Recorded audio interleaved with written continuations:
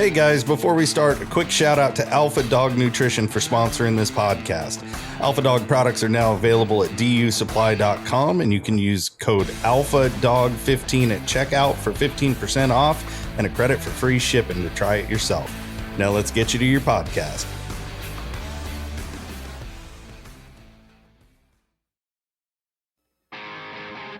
Welcome to my podcast, where we are going to talk about a lifestyle with dogs and threw in a few life lessons along the way. Whether you're a hound hunter, bird dog enthusiast, running setters, pointers, retrievers, or a flat-out running dog junkie, this podcast is for you. I am your host, Heath Hyatt, a certified law enforcement canine trainer with over 3 decades of personal and professional training and handling experience. It's time for me to pay it forward. So grab your leads, lace up those boots, and come and join me on this lifelong process of teaching, training, and learning.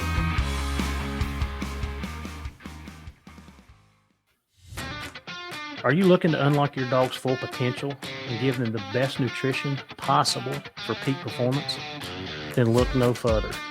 Inukshuk has what you're looking for.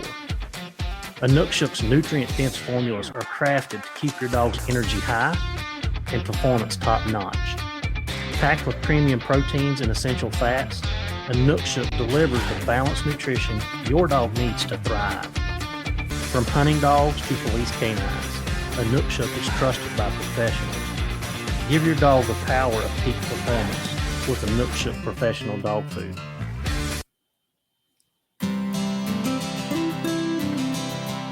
So, I have to give a shout out to my buddy Clinton for hooking me up with this guest, because he actually contacted me and said, hey, I think this would be a really good guest for you if you're interested. And once he told me who it was and what they did, I was like, absolutely. And here's why I'm excited about this one. Is because you guys know, you've heard me talk about my daughter with me all the time, how she hunts with me, she goes with me, she was in Canada with me. You see my reels where she's helping me with the dogs. A lot of times she's taking the videos for me when I'm doing with the dogs. So, you know, and I just had this conversation with our guest, and I won't give it away yet. But in the last 30 years, that's how long I started in 94. 30 years ago, you didn't see very many females in this industry, you know, and over time, especially in the last 10 years, like it has skyrocketed. Like you see females with their own dogs, their own packs. You know, I was in Canada with Sarah, and she was talking with, Chelsea Hansler, and they're doing like a women's getaway. Like it is becoming the norm in this industry.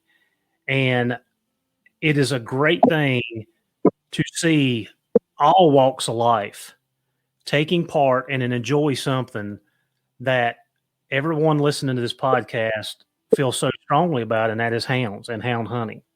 So our guest today is straight out of Botswana, and she and her husband run a safari, and it's called Nel Safari.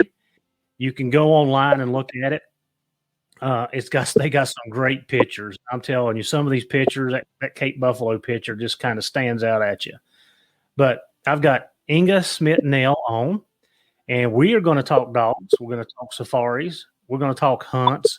We've got a whole lineup today.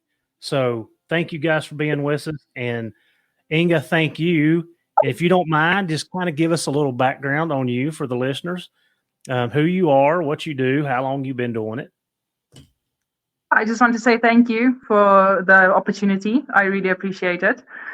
So basically, I grew up in Botswana, born and bred here. My dad was a professional hunter, so I followed in his footsteps. I was, for a really long time, the only female professional hunter in Botswana. So I'm not the only one anymore, thank goodness for that. So the hounds, basically Botswana closed, as most of you know, in 2014, banned hunting, and opened up again in 2019. And then our wonderful COVID hit. So yeah, we took a few years break, and for the tourism industry it was hard, but got back to it, and that's basically when we started the leopard with the hounds and all those things, which is a really good thing for us because we really love what you do. So yeah, we that's basically it. That's what I can say. So you've been like since you were a child, you hunted with your dad, or you tagged along, or you actually helped him until you become an adult? Yes. Basically that's it. But it wasn't with leopard or hounds. It was just general hunting. It was just yeah. So, and before we started recording, I want to go back. So you said in 2014 it got shut down. Was that hound hunting alone, or was that all types of hunting? It was all types of hunting. We had plains game hunts, so the private farms could still carry on with their hunting, basically impala, kudu, those things. But the big game, the elephants, buffalo, leopard, lion has always been closed. But all those closed up, and there was no more big game hunting or in communal areas or any quota given out. What was the rationale behind that? Was that like scientific driven, or was it just politically driven? I would say it was politically driven, definitely. They, you know how the greenies are; they can always put scientific stuff against it. But I think it was mostly politically driven, because when we changed presidents, that's when hunting reopened, and the communities were given back their rights to sell the quotas. And it's been a great benefit for them. I mean, there's a lot of wildlife-animal conflict, wildlife-human conflict out there. And actually now the animals are worth something. So there's a saying in Africa, if it pays, it stays. That's just exactly how it is. So for the 5 years, so from 14 to 19, with no hunting allowed except on the private ranches, how did that affect the population in the areas that were not hunted? Did you see a growth? Did you see a downtick of it? Did you see more diseases? Was there anything like that was observed during that time period? I would say the elephants, there was definitely a huge growth in that. I mean, Botswana is the country with the highest elephant population in Africa. So in elephants, there was definitely a growth. But in the predators, I would say, I can't say like 100% sure, but if I had to look at, if a leopard kills a cow, it's a dead leopard, basically. There's no worth to it. I mean, the cows to them is worth more than a leopard's life or a lion's life. So now that they can sell their quota and actually get some money and do improvements on their areas, they're actually looking after the animals now. So when a leopard or lion catches a cow, it's not anymore just a dead leopard or a dead lion. It's now, we'll have to look after it because someone is going to pay us for this, for the tag. Mm-hmm. Okay. And I mean, that's like here we get a lot of crop damage from bear, and they just do kill permits so the farmers can go in and do them. So same purpose, except behind yours, you're actually, somebody's able to, profit and make a living from doing that. 100%. Yeah. I like that idea. Of course, we don't sell hunts. Like we don't do that here, but I completely get it. So elephants, I thought that elephants were on the endangered species list. Am I missing that? That's so not true. They are on the endangered species list. They are. And I don't really understand why, because there's thousands of them everywhere, and they just destructing this whole country. This whole, like, if you go up north in Botswana, you'll see how they've destroyed the vegetation. It's crazy. But people think they're extinct, and it's not true at all. Well, when I seen some pictures on your website, I'm like, okay, where am I missing this? So if they're on the endangered species list, how are you able to hunt those? So you get CITES tags. Botswana gives out a certain amount of CITES tags every year for elephant and leopard, and that's basically how you obtain and you can hunt them. So is there a quota? Like if in Botswana, is there, okay, you can kill 10, and once 10's killed, that's it? Is that what you're saying? Yes, so they give out a quota each year, and then each area has its specific number of animals it can hunt. So they'll give it a quota, say 10 elephants, 2 leopard, 10 gamsbok, 10 impala, 10 blue wildebeest, and that's the quota for the area for the community. And that community can sell it to a safari operator in Botswana to hunt those animals. How far do you have to travel to hunt? Like once, let's say the area you live in, that quota is met pretty quickly. Do you travel outside into different units to do that? Yes, so we buy a few areas all over Botswana for the leopard and the elephant. So I would say the furthest we have to travel is about 500 miles from home to hunt. So we try and buy close to home, but as soon as we've bought what we can, and of course there's competition between other outfitters and stuff, so then you go out a little bit further and start looking for areas a bit further away from home. So I'm assuming that's a pack trip. If you're going 500 miles, you're staying for a while. Yes, and unfortunately most places are camping. So you have to pack up the trailer, the tents, the food, the everything, because it's so remote, and you have to take everything with you, including water. So it's quite a trip. Yeah, I didn't think about that, but yeah. So is that it says here your hunts are 10 days. So is that a 10-day trip for you guys? Y'all go and stay for 10 days and then come back home? So we try book trips. Say we bought an area 500 miles from home. We try book everybody back to back. So we just do airport trips, pick up clients, drop off clients, head back to camp, put up camp once, and then it's all over. Otherwise, you'll finish all your profit with fuel. Yeah, I understand that.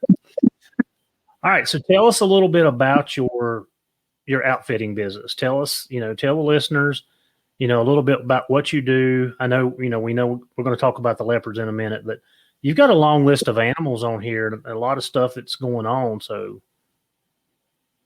here's your minute to do that. So my husband loves the Eastern Cape. He's from the Eastern Cape.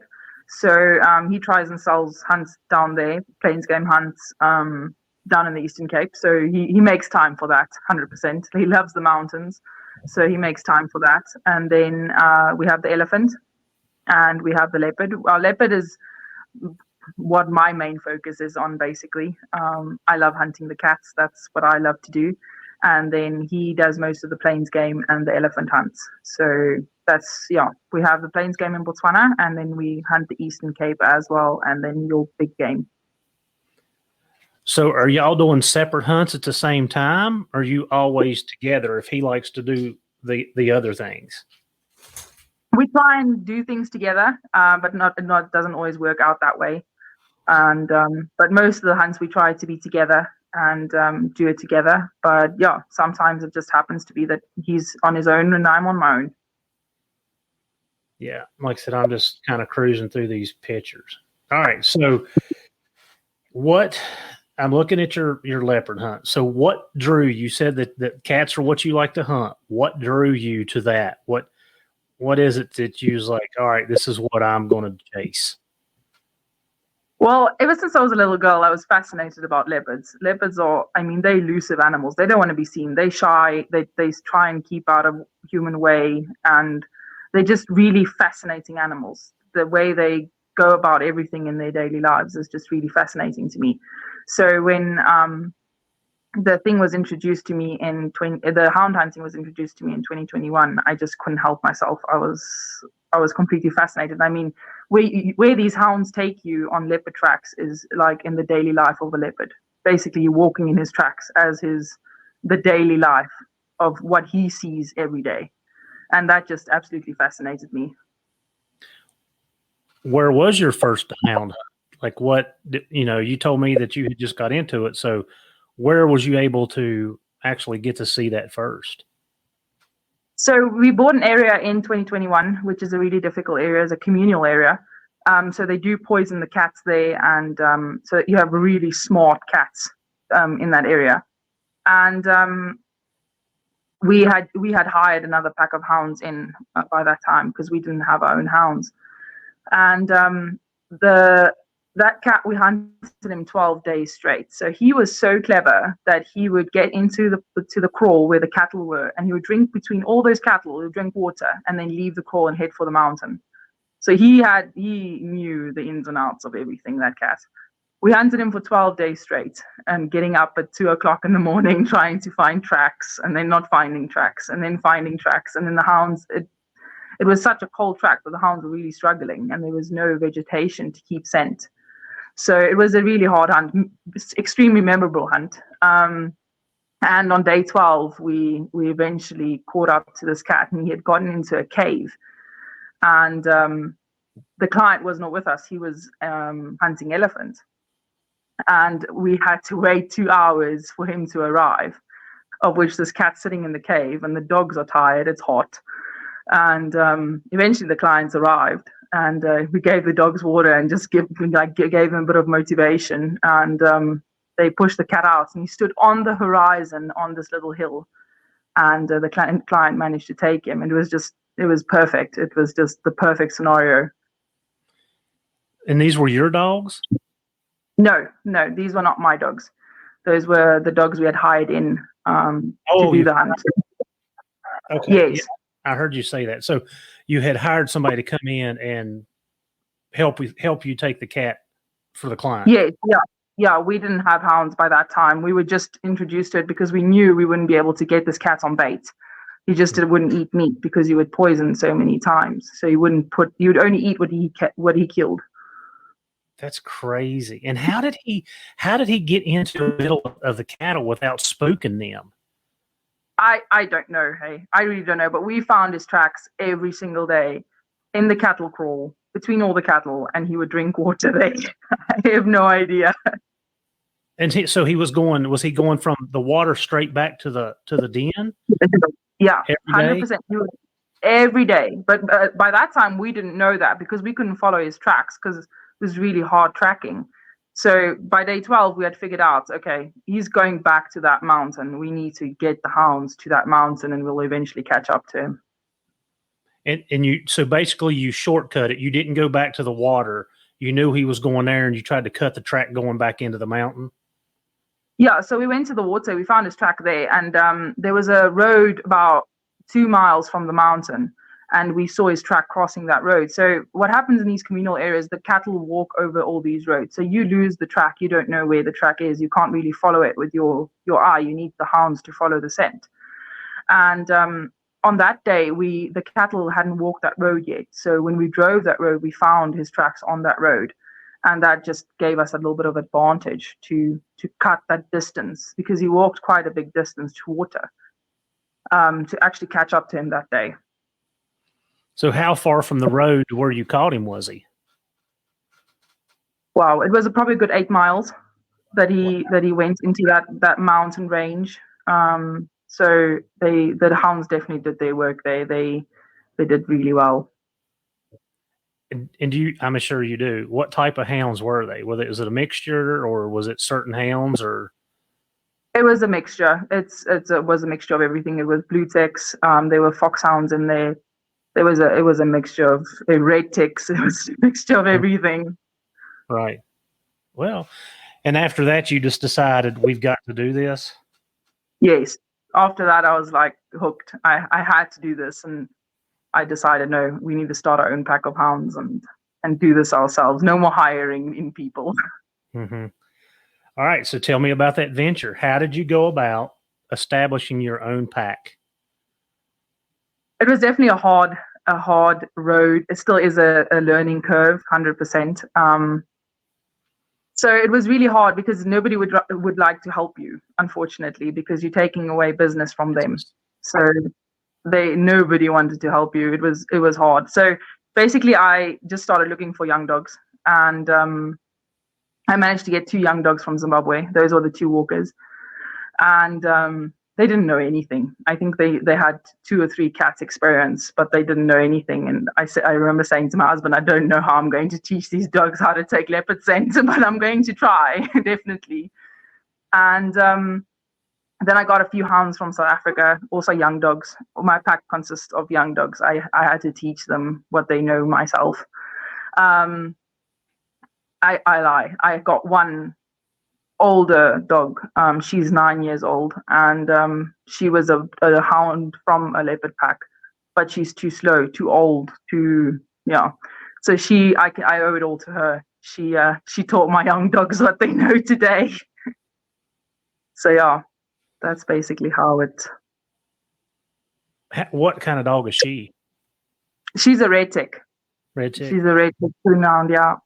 Well, I was going to ask you, and just so the listeners know, Inge, go ahead and tell them what your pack is, so they know what kind of dogs we're talking about, because you got a little bit of a mixture.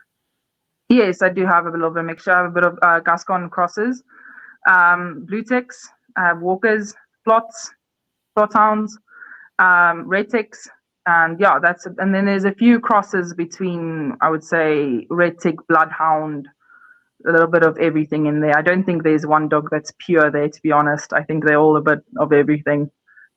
And as far as we know, none of them, they probably come from the States, but you didn't get any of them from the States. Everything's come from your region.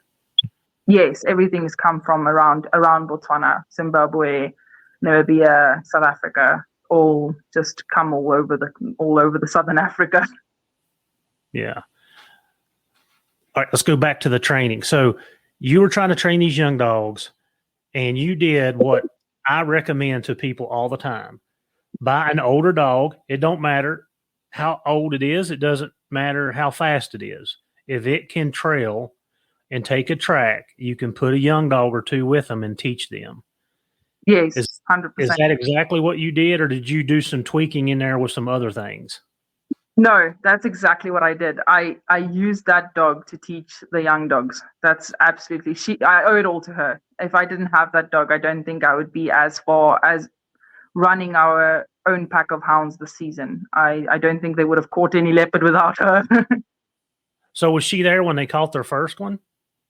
She was there. Yes, she was there when they caught their first one. And from there, it's just been, they really understanding now what's happening, what they're supposed to go after. All right. Well, I'm going to come back to that. I want to come back to your first actual catch with your pack, but let's talk about the young dog. So you bought an old English dog. How long did it take to, because you're 4 seasons in now, how long did it take for you to start actually being successful? And I don't mean consistent, because, when you're starting to be consistent, you've got it licked. Yes. How long did it take you before these pups, that you were able to catch your own game with just you and that pack? A lot of hunts, a lot of hunts, a lot of cats. So I can't remember how many, but it took me a good year to actually get them going. And that's me getting up every morning almost at 4:00, trying to go find leopard tracks, even just if we not catch the cats, but just trying to get them to smell the scent and understand that this is what we're going after. Yeah. And that's without hunters, because if you took hunters, you're kind of like shooting in the dark, right? Yes, I'm getting a bad name for yourself. Yeah. But that's without hunters. That's just with just taking the dogs out and putting them on leopard track, just having them smell that. Yeah, a year. All right, now tell me about your first catch. Who was there? Where was it? Tell me the story. I want to hear the story. You want to hear the story? Yes. Okay, so basically in the Kalahari, it was the first proper hunt with the dogs, with a client. There was a client there as well, but he's a really good friend of ours. So he understood where we're coming from, and he understood the pack of hounds, that they're very new into this and all those things. So we got a track really early in the morning, put the dogs down, and they started taking it really slowly. And I think by 11, we had started moving this cat, but I had 4 dogs on the ground, and I started putting in new dogs, and the cat started to loop. And of course, the dogs don't have the experience of looping cats and all that stuff. So that was a bit of a bugger up. We had dogs going everywhere. We had the cat running between us, and it was a bit of a shit show, to be honest. But eventually, the young dogs got it straightened out. By that time, the old red tick, she was tired by then. She was on the back of the car. She was finished. So it was me and the young dogs trying to figure out this track. And eventually they got it straightened out. We caught the cat on the ground and he didn't want to climb a tree. So it was a big hair-raising ground fight. And because they're young dogs, they all thinking that they can catch it. And I think half of the pack got hurt that day. But nevertheless, the client shot his cat, and it was definitely a very memorable day. We were all very happy. All right, so go back and tell me what looping, because sometimes our language is different. We use different terminology. Explain what looping is. So basically, the cat runs over his tracks, or he backtracks on his tracks to try and lose the dogs. So the dogs didn't have that experience of, they were backtracking this track and taking it completely back to where we were going, where we're coming from, but the cat didn't go there. He was just going halfway down his tracks and then making big circles and then small circles and all sorts of things. So there was a dog barking on the other side of the circle, and there was a dog howling on that side of the circle, and it was just, and we didn't know which dog was correct, and we were all just running around between these dogs trying to figure out where the track is going, and eventually it straightened out. And actually, 2 of the young dogs were correct, and they all managed to straighten out the cat and eventually catch up to him.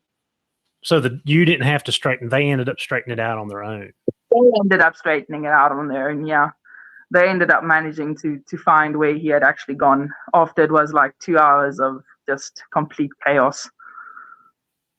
Well, I mean, it's good though that they, and we're going to talk about that in just a second. But it's good that they were able to do that without her. Yes, like 100%. I talk about self-discovery all the time.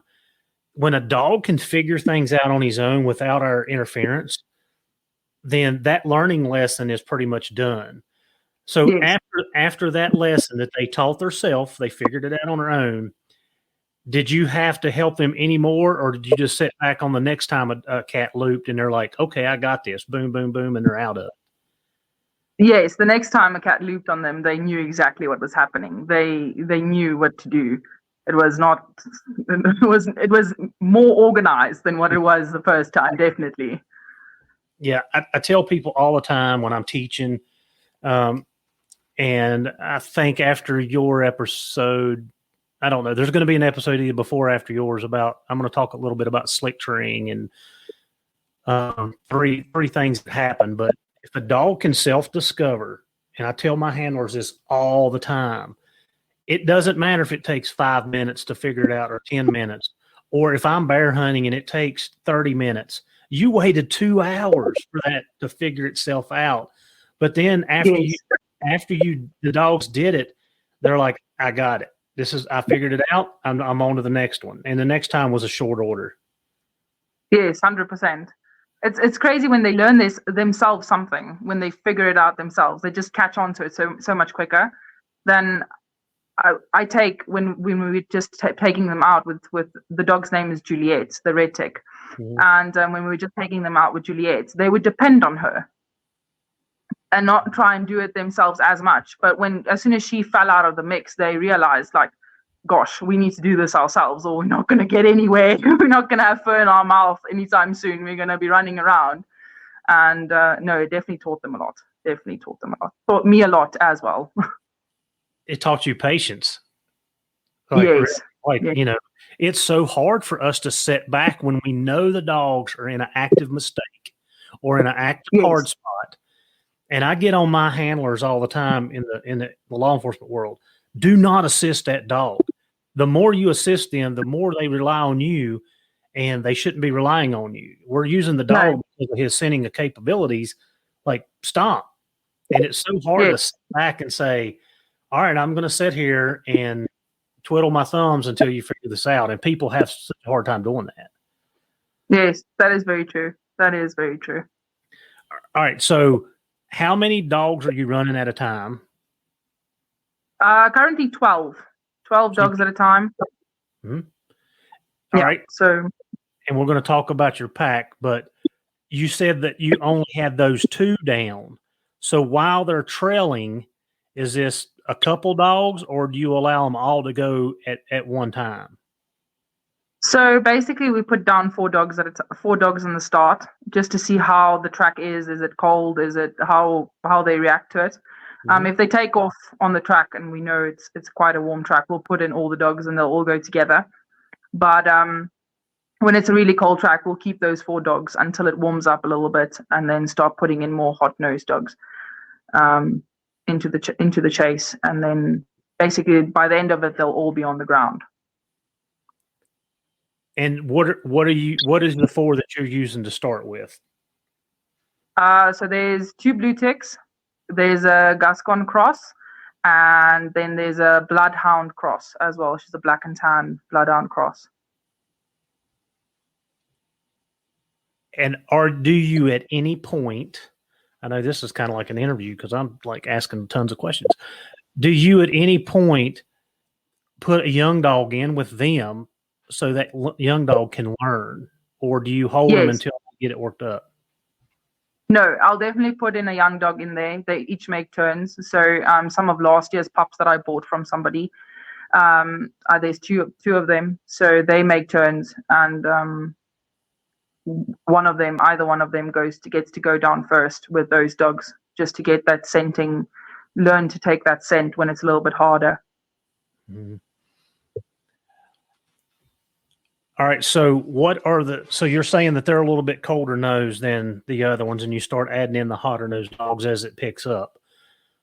Yes. So tell me the difference in those 2 style of dogs. And I understand, we all understand what cold and hot means. Like a cold nosed dog can take the track that is difficult and has more patience to connect the dots on that track than the hotter nose either doesn't have the patience to do it, or they like the hotter scent. So we've got that covered. Yes. But what is the difference that you see? Well, basically, it's a hard question to answer. So basically, the colder nosed dogs, they do have the patience to take the track, and they stick on it. So they don't just run around like crazy things and looking for the track. So I would say that the hotter nosed dogs definitely want the fur in their mouth. They want to catch it. They want to be there and catch it. Where I would say my colder nosed dogs do want to catch it in the end, but they not as much as the hotter nosed dogs. I would say 2 of the colder nosed dogs also don't like baying up the cats. They come back. They don't want to be there in the bubble of the cats, where the hotter nosed dogs, they want to be there. They want to bay it up, put it in the tree, or fight it on the ground, or whatever the situation, put it in a hole, or whatever the situation may be. So and I heard another podcast here this week talking about a female that they would turn loose, and if the bear was bayed up, she pretty much wouldn't want anything to do with it.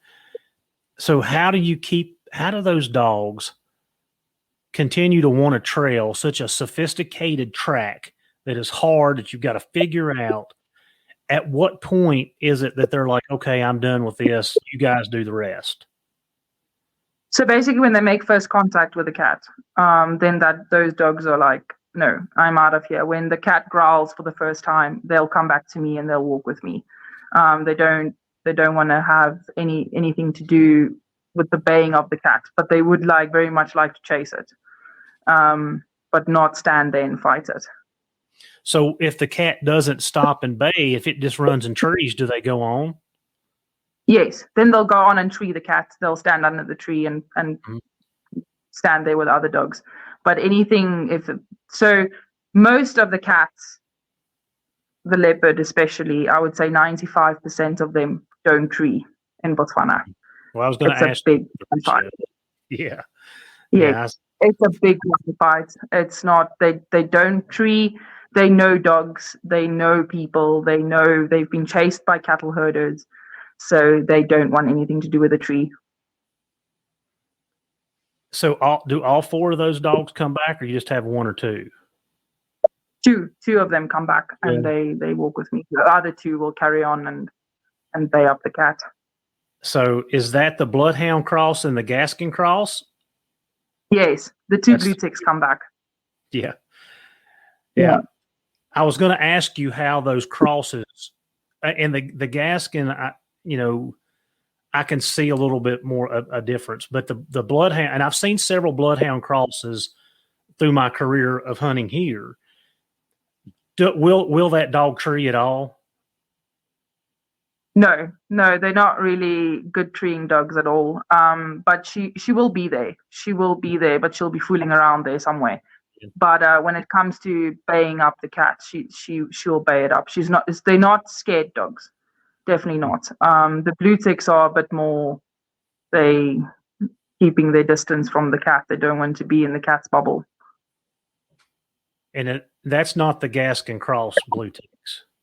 No. The Gaskin cross blue tick is there in the cat's face. She's quite a big dog. And you don't know what the blue tick bloodline is at all? I have no idea. Hey, I just fished dogs from all over Southern Africa, whatever I liked or whatever people were willing to sell to me.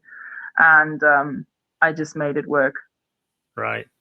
Well, I mean, it seems like you're doing really well. All right. So that's 4 dogs. Tell us about the other dog. And now that you're telling me this, I kind of understand why you're using, more hounds. Yes. So tell us, and I know that you said you had 2 plots. Let's talk about those. Tell me about those, how they operate, and what it is that you like about them, what they add to your pack. Okay, so I really like the plot hounds, more so than any of the others. I really like the plot hounds. So I would say the plots are very hot-nosed. You can make them colder. I am actually trying to get one of the plots to go down first with the rest of the cold-nosed dogs.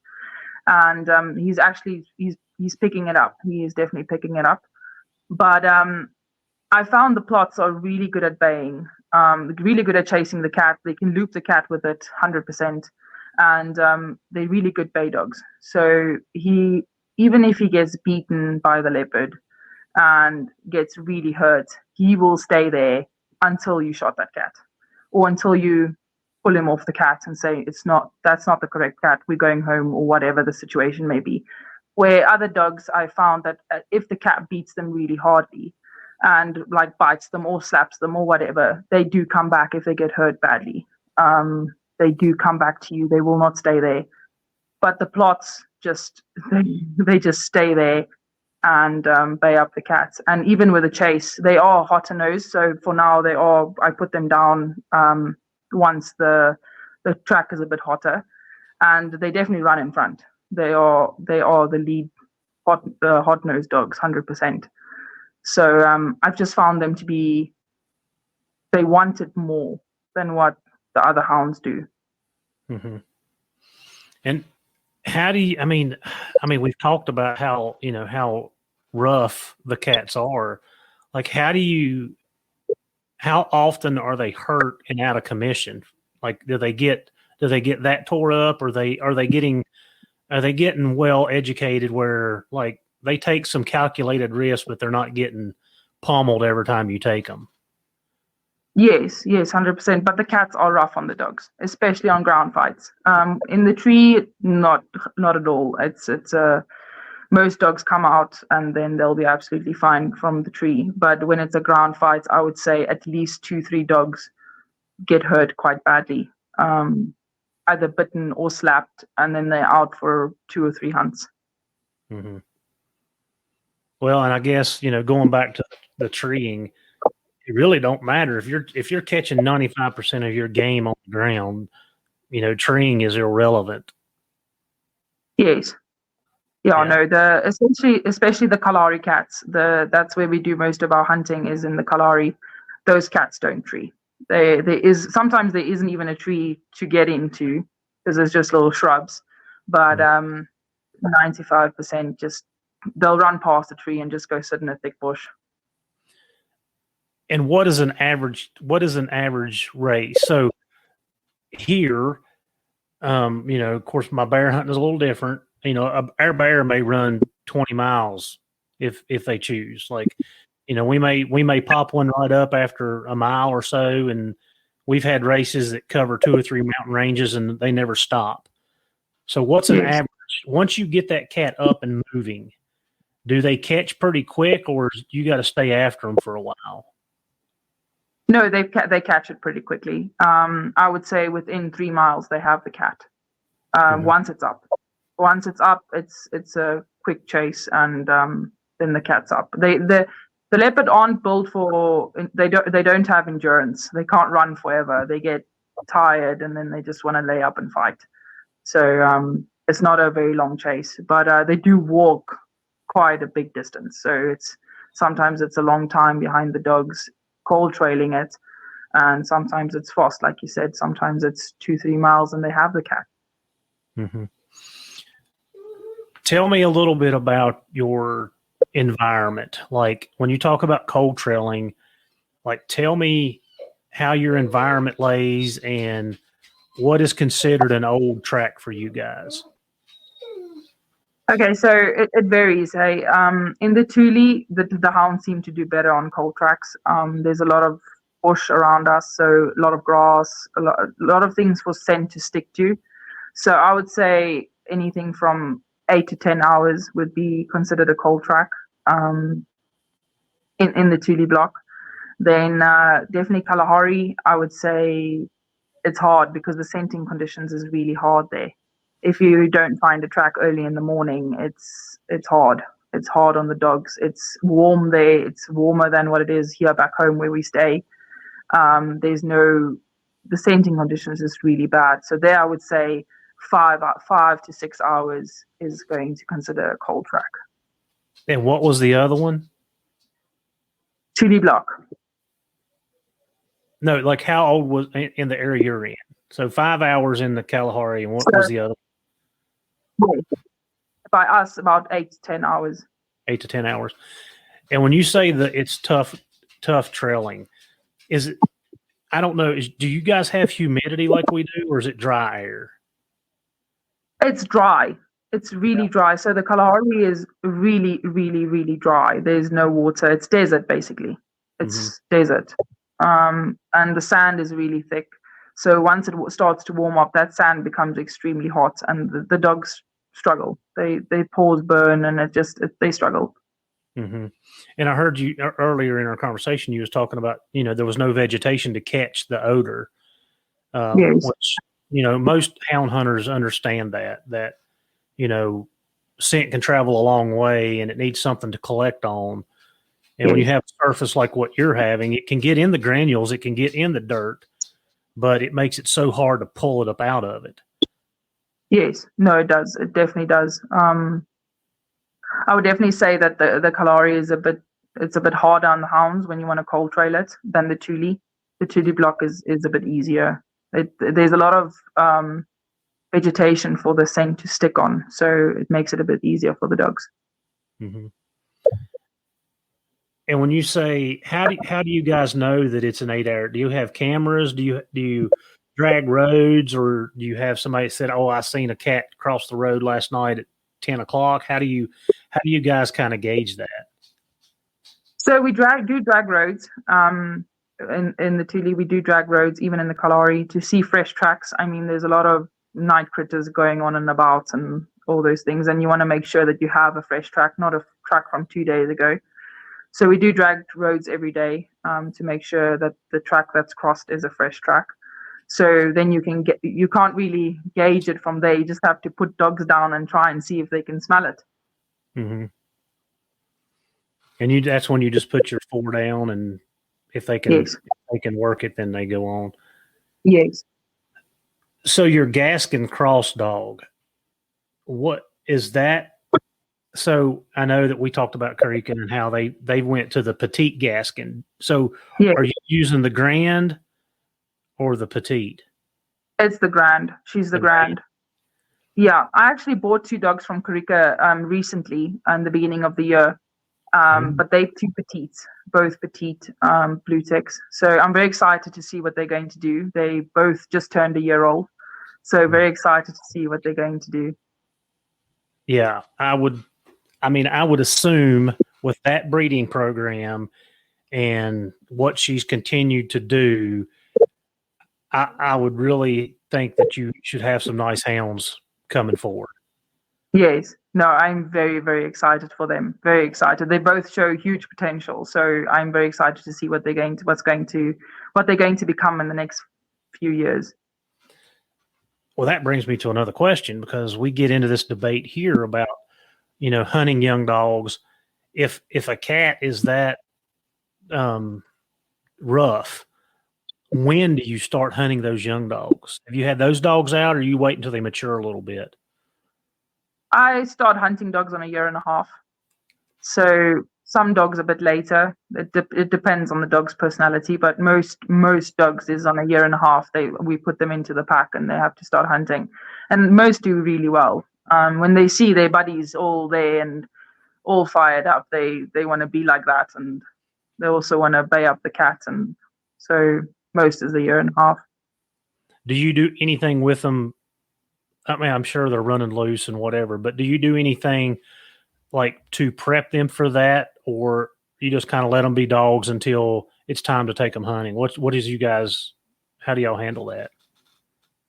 So I do a lot of drag with young dogs. I get some scent and then put down the scent so that they at least know how to use their noses a little bit. And that's just how I prep them, as I do a lot of drags with them so then they can know to follow the pack and know a little bit about what they're looking for, not just going blindly into it. I try and keep the leopard skins that we shoot. So sometimes when we're close to home, we shoot a skin. I'll show them the skin and they can smell it and all those things. But sometimes when you Kalahari, by the time we get home, the skin is already in the salt. So, but I try and expose them to as much as I can.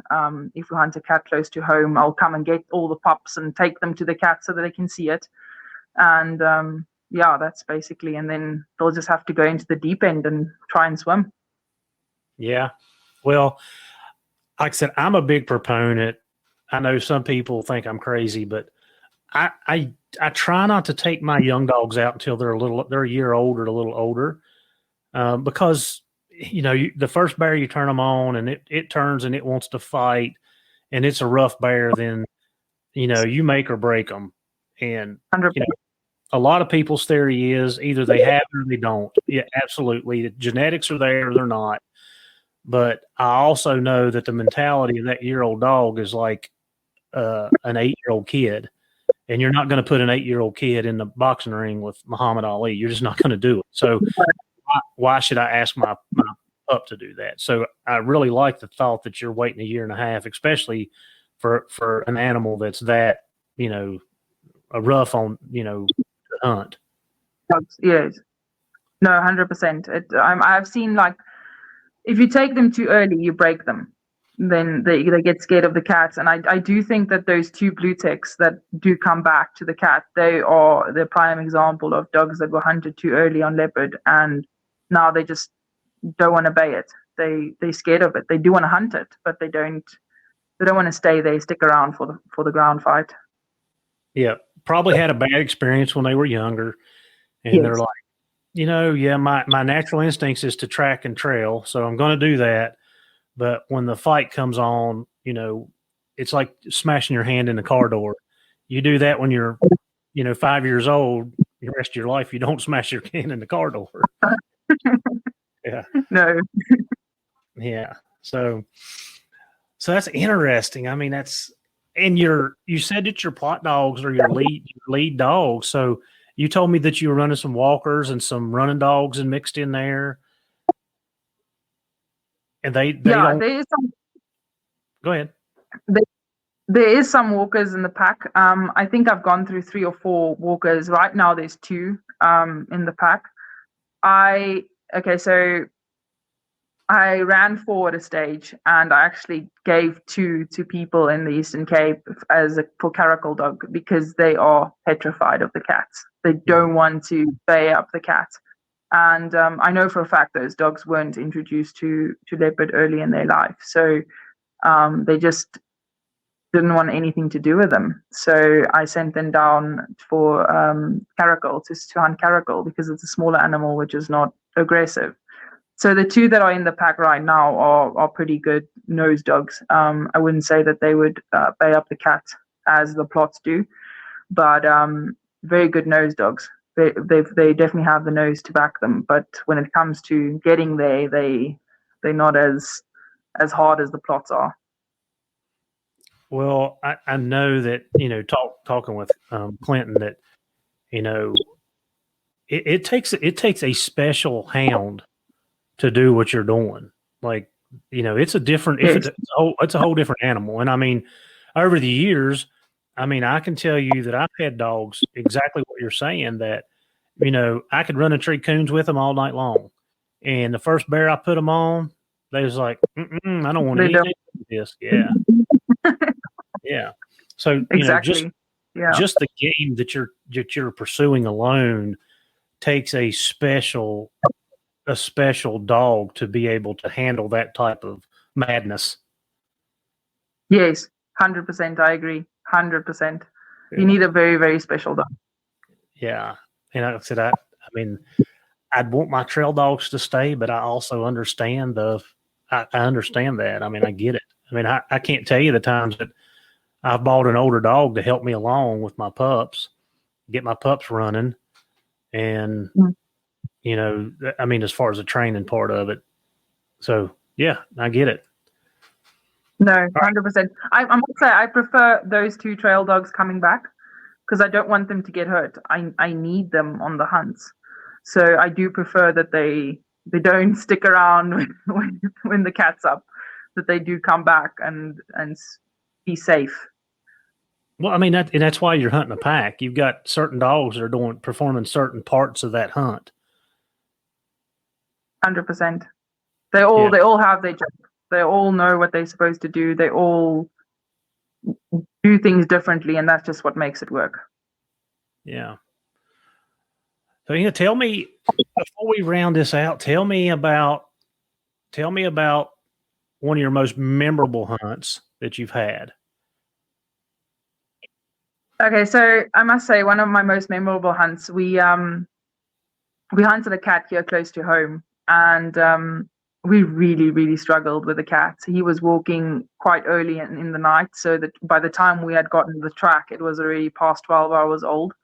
So we were quite struggling. The dogs were struggling. We were all struggling, and I think it was by day 4 we were all quite frustrated, and we managed to get this cat track early in the morning, and we put down the dogs. And on that hunt, I can't remember what happened, but I'd only had 2 of the really cold nosed dogs there. So I'd put in some of the hotter nosed dogs, which was a foxhound and one of the plots. And they started trailing this cat really nicely. And we put in two more dogs. I think we had 6 dogs on the ground by that time. And the cat, so it was along a river frontage. So really, really thick bush. So we were crawling through this bush behind these hounds, and all of a sudden I heard all the hounds turning around, and they were running straight towards me, and I was like, whoa, what's happening? And I have a guy that walks with me, his name is Pete, and Pete and I dive behind a bush, and this cat comes running past us, and with the dogs on his tail, and he gets into a hole, a warthog hole. So now both Pete and I are standing there like, what the hell are we going to do now? How are we going to get this cat to come out? So all the hounds have gone into the hole behind the cat, and you can hear it growling in there, and you can hear dogs barking, and it's just chaos. And we both standing outside the hole like, what are we going to do? How are we going to get it out? We have no idea how we're going to get it out. And eventually he's like, well, he's going to go back and call the other guys and ask them to come in and help us, because we don't really know. We don't know if we're going to close the hole and then dig him out, or what are we going to do? And I'm like, yeah, no worries. You go. I'm going to stay here with the dogs. But now I'm standing behind the tree because I can hear the cat inside the hole, but he's quite far in the hole.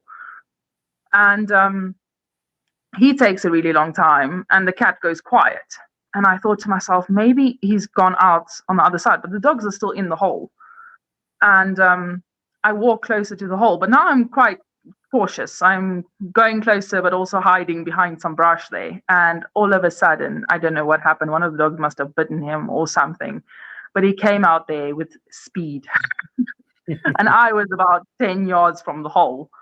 And luckily, he didn't see me, but I just lay flat on the ground, and all the dogs passed me with a cat, and they put him up again on a big ground fight. But it's so thick there that you can't even see the dogs. I'm standing 10 yards from the dogs, but I can't see the cats or any of the dogs. So that was quite hair-raising to eventually get in there and shoot the cat, because it was like 5 yards from him. So you said the cat didn't see you. So if he would have seen you, is it typical that they would have just come after you instead? Yes, he would have mauled me 100%. Now, do you carry a weapon? Yes, I carry a shotgun. Mm-hmm. Yeah. Yeah, no, 100%. If they see human, it's game over. They will maul you 100%. And I mean, they'll just bust through the dogs and do that. Like the dogs, like for us, if a bear sees you, most of the time he's going to go the other way. Most, and like I said, there's always an anomaly. We can, say what ifs, but most of the time they go the other way. You're saying it's the exact opposite. If they see you, nothing else matters. They're going to come at you. Yes, that's basically how remember, these cats have been hunted by local village dogs, by cattle herders have been chasing them. So they know people, they know dogs. They know when there's dogs, there must be people close by. So they basically just looking out to see, maybe they see a person somewhere, and they will come 100%. That's crazy. And I mean, I heard somebody else say that too, that you had to be very cautious. And I don't know, maybe it was Steve Biggerstaff telling me that, you have to stay downwind of them and like be very cautious about how you work around them, because the way they react to humans. Yes, 100%. They aren't very friendly. They are very pissed off when the dogs have caught them. They are very angry, and they're looking for something to take it out on. Yeah, no, not yeah. I don't know. I don't know if I want to come over and witness that or not. That's pretty tough. Yeah, no, the cats they're quite crazy, I must say. Well, I guess that's what makes it exciting, right? Yes, that is exactly what makes it. It's just an adrenaline-filled hunt. It's just the sounds that come from the cat when hounds make first contact with him. It's an adrenaline-filled hunt. You pumped with adrenaline from the get-go to the end of it. Now, do you have trouble with your dogs getting off on the other game? Because I mean, you've got all kinds of animals there. Is that something you have trouble with, or do the dogs pretty much stick to when they make the loses and the loops and stuff like that? Yeah, so the hounds are game proof. They will not chase anything else except a leopard. They are very much game proof. And do you guys use Garmin's, or do you have a tracking system? Yeah, I use Garmin. All the dogs have collars on them, and then I use a Garmin handheld. Gotcha. Yeah, I was because I know that some people in that region or in that area do not, and I'm like, how do you keep up with them? Like, I don't know about that. No, I don't know. That must be really hard. That must be really, really hard, because sometimes you just can't keep up to them. You hear them in the distance sometimes, and then sometimes you just completely lose them. Yes, exactly. Yeah. What's the longest race you've had? What's the longest, like daylight till dark, stayed after them, like mileage? What's your longest hunt? So we've picked up a cat track at say 7 o'clock in the morning. So we have a limit time, so we're only allowed to hunt 6 o'clock in the morning to 6 o'clock at night. So we picked the cat up the track about 7, and we hunted him until 5 o'clock. So the hounds made first contact at 5 o'clock. So they trailed the whole day behind him. And we made first contact 5 o'clock, and they bayed him up around 5:30. So we had half an hour to shoot him. So that was quite a nail bite to see if we're going to be able to get in there. And it was a big ground fight again. So it was, luckily we managed before 6 o'clock to get him. how far did they trail if they trailed from 7 to 5? If I remember correctly, I think it was something like 18 miles. It was quite the distance for the dogs to go. That's crazy. And I mean, I know our guys out west that hunt, mountain lion, they have some of those that they trail all day and then go back tomorrow and put on and, continue on. I mean, we're not able to trail that way. We used to. I don't know if the dogs or the bear population, that's a whole nother podcast, but we used to trail for good parts of the day, but now we don't really do that anymore. Yeah, I must say that was the exception. It hasn't happened like that again. It was only that one time that it went really, really far. That cat walked. I don't know where he was going to, but he was on his way somewhere. Yeah. You think he was just like our juvenile bear, our juvenile boars, they're the ones that do that. They cover the most ground. They're looking for a home range, so they'll just keep walking until they find somewhere. This was actually a really old Tom, and I think I said this to my husband as well. Because we speak about this hunt a lot because it was the exception. I mean, it hasn't happened again, and it was a really old Tom. I think there was a younger male that came into his area and pushed him out, and he was on his way looking for somewhere else he could set up camp. And because he walked a lot of straight lines, it wasn't like he was walking and hunting. It was like he was going somewhere. He was on his way straight to somewhere he knew was an area he could say was his own. Well, yeah, and I was just looking at a picture here. How many cats are in how many? If you have a unit, I don't know how big your units are, but like how many big toms like that will you find in an area? So that would all depend on the area. The Kalahari, I would say, is definitely more dispersed.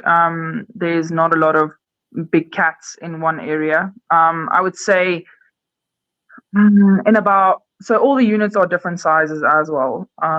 Some of them are small, some of them are big. But I would definitely say that you would have about a 30 by 30 mile radius that you'll find one cat in, one big male.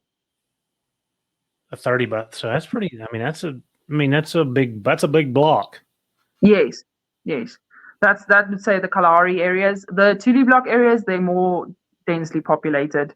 There's a lot of food, there's a lot of water, so they can live in close proximities with each other. And where the Kalahari, they have to go far for water. Food is scarce. It's hard desert country.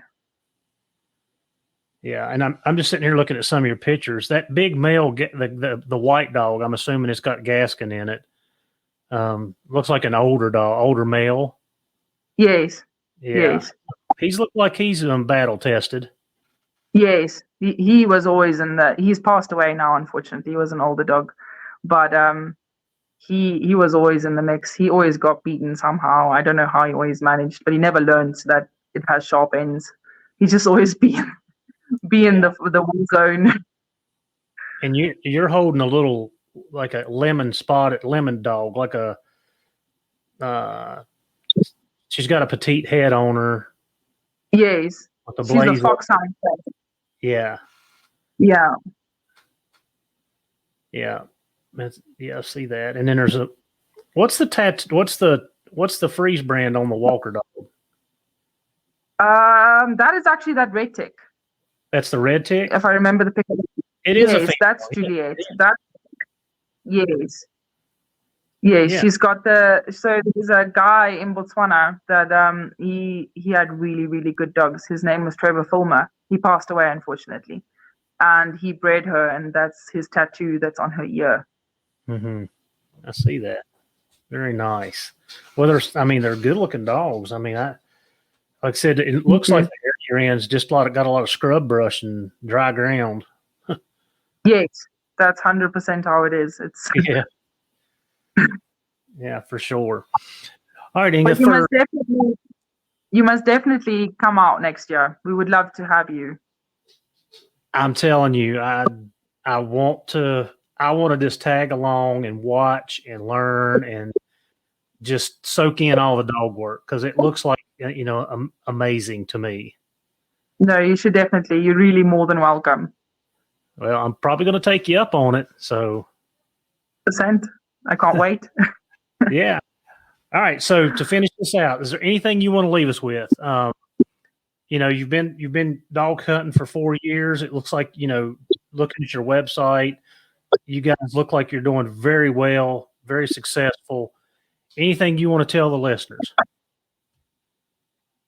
So if I could go back to the woman hound hunting, it's definitely a new thing. It's definitely the last part of the last few years that women have come into it. And I just want to say, I'm proud to be in the hound hunting, especially leopard. I mean, leopard are quite dangerous animals to be in it. And to everybody out there that, especially woman-wise, if you were looking at starting your own pack or whatever and something was keeping you back, just do it. You can do it. And if you put your mind to it, anything is possible. So I just want to say that if you're a woman and you want to hunt a pack of hounds of your own, just do it. You'll manage. That's right. Well, it looks like you're doing fantastic. You bought an older dog. You made a good decision and got the rest of your dogs started in the right direction. So, kudos to you guys. And I can't tell you enough. I know you guys are busy hunting. I did not realize that. I appreciate you taking the time out of your day, out of your weekend to sit down and talk to me. And anything I can ever do for you guys over here, all you got to do is let me know.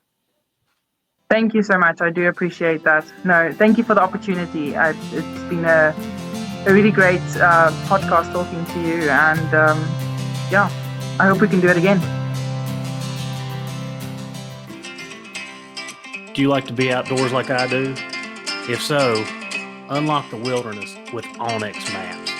It is your ultimate guide to exploring, hunting, and conquering the great outdoors. With detailed maps, real-time tracking, and exclusive access to public and private lands, onX Maps is your key to adventure. Discover the possibilities and never get lost again with onX. So subscribe today using the promo code K920. Letter K, number 9, 20, and know where you stand.